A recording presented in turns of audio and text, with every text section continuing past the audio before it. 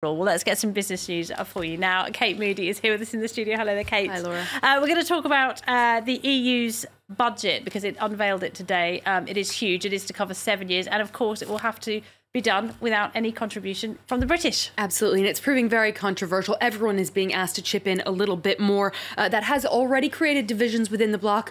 Government ministers from the Netherlands and Sweden are among those dismissing it as unacceptable. Alexander Alcott has the details.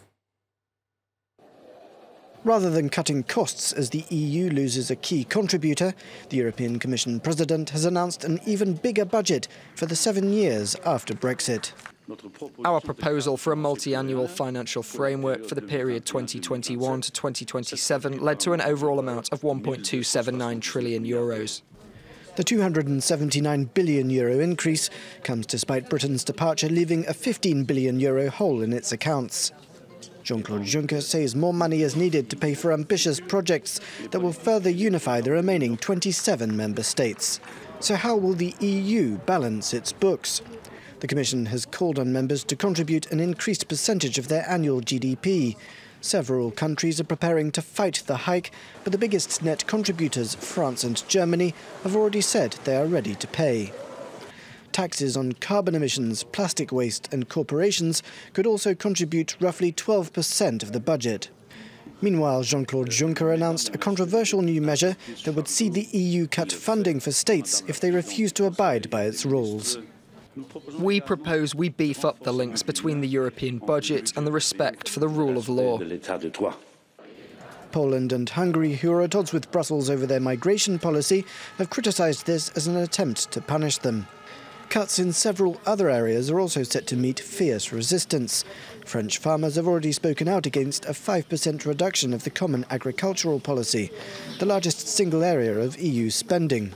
The Commission says it wants to focus instead on funding the digital economy, research, defence and border protection. Now for some analysis, let's turn to Ian Begg of the London School of Economics. Ian, thanks for being with us this evening. €15 billion is the gap that the UK will be leaving. Do the proposals that have been outlined really add up? Will they manage to fill that post-Brexit funding problem? Well, they will rely on the countries like Germany and France being willing to stump up the money and maybe a little bit of reduction in some of the spending on things like agriculture and economic development, which favours Central and Eastern Europe and some of the Southern European countries. So it's a balancing act. When I looked at the numbers earlier today, it seemed to me that the Commission had been relatively unambitious. It wasn't saying cut agriculture that much, 5%, as you noted in your package, and also that the changes in cohesion policy, that's the economic development policies, are relatively light. So I think it's a rather cautious move by the Commission rather than what the Swedes and the Dutch are saying. Now, member states can't really have been surprised at being asked to pay more. Why do you think we're seeing some pushback already?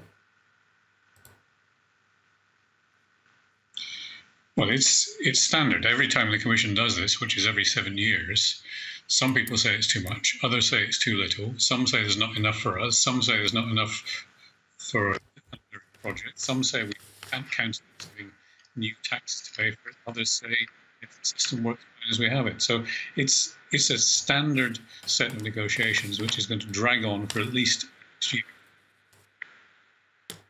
Now, one issue that is already creating divisions is this idea of holding back funding for countries that are deemed to be breaching EU law. Poland and Hungary must be feeling particularly singled out.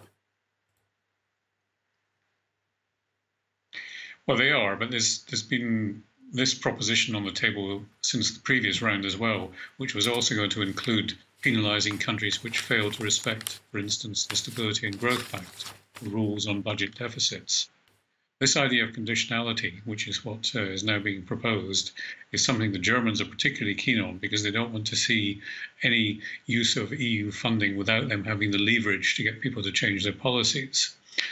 It is going to be very hard to push through because each country has, in effect, a veto in this. So unless the Poles and the Hungarians or anyone else likely to be in the frame can be persuaded it's the right thing to do, it's going to be very hard to reach a deal. How is Jean-Claude Juncker going to do that? What is going to be his biggest challenge as he tries to pass these proposals? Well, he's going to have a marathon to run. That's the first thing to say. He will have to seek allies, and he'll be reassured by the fact that the Germans and the French are already saying, yes, we'll pay a little bit more. He will then have to dip into some of the items in the budget and say, here's a nice carrot we can offer to the Hungarians to get them to vote yes. He will have to placate the Dutch by saying, well, maybe we'll give you a little bit of a rebate, even though there's a drift against rebates with the departure of the British. It's all the horse trading that's just the norm in this kind of negotiation. All right, Ian Begg, thanks so much for that insight there. Moving on, Cambridge Analytica is shutting down its operations following the data privacy scandal with Facebook. Data of some 87 million Facebook users was given to Cambridge Analytica by a third-party app. The consulting firm then allegedly used the information in political campaigns, including the Brexit referendum and the election of Donald Trump. The firm continues to deny wrongdoing, saying it's been vilified for practices that are legal and widely accepted. It said the siege of media attention had, though, made it impossible for it to continue doing business. Let's check in on the day's trading action. Now, the major European indices closed higher, the DAX breaking ahead, up 1.5% on the close. It was boosted by gains in the tech sector and the weaker euro, which is good news for German exporters. It's a bit of a less rosy picture on Wall Street, although Apple is seeing its shares up 5% after it reported better than expected iPhone sales and profit for the first quarter. You can see that's boosting the NASDAQ a little bit there. The U.S. Federal Reserve, meanwhile, has said that it will keep its key interest rate on hold, despite a warning note about rising inflation. It is expected to hike rates next month. Now, the big loser of the day is Snap. That's the group that owns the photo and messaging service Snapchat. Its shares have plunged over 20% after reporting disappointing revenue. The firm expects growth to continue to decelerate because of lower ad prices. It has been losing users and activity after a revamp that's prompted widespread complaints from fans around the world. Some of the Trump administration's highest-ranking officials are heading to Beijing in an effort to broker a better trading relationship and avoid a full-out trade war. Treasury Secretary Steve Mnuchin and Commerce Secretary Wilbur Ross will be leading the delegation. They say they're ready to enact tough tariffs on billions of dollars worth of Chinese goods if they don't make progress. And Beijing is already ready to fight back. Lauren Berstecker has a preview. After months of tough talk, U.S. officials appeared to soften their position on China ahead of a crucial trade summit in Beijing. It's not my objective to change the Chinese system. The Chinese have their own system. The president says this all the time, and it seems to work for them. That's fine. I have to be in a position where the United States can deal with it, where the United States isn't the victim of it. A tone that clashes with the Trump administration's past criticism of Beijing's trade practices. Donald Trump has long denounced the $375 billion annual trade deficit between the U.S. and China, and has recently threatened to impose tariffs on up to $150 billion worth of Chinese goods. Trump also wants to cut America's trade deficit by $100 billion and has asked the Chinese government to curb its $300 billion investment plan to upgrade China's industry. But according to the New York Times, Chinese officials have already said they will not discuss these two demands and that the tariff threat would need to be scrapped for the two sides to reach an agreement. A sign that Beijing thinks itself in a strong negotiating position ahead of the summit, yet it also appeared ready to make concessions, starting with opening up its economy to outside competition and investment.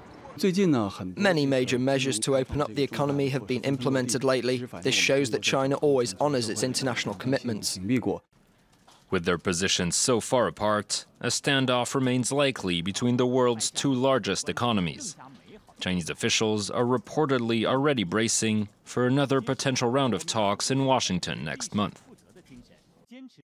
All right, so lots to look out for there, Laura, as that trip continues, and the stakes, of course, very, very high. Absolutely. Kate, thank you very much indeed. Kate Moody there with the business. We're taking a very short break. Don't go away, much more still to come.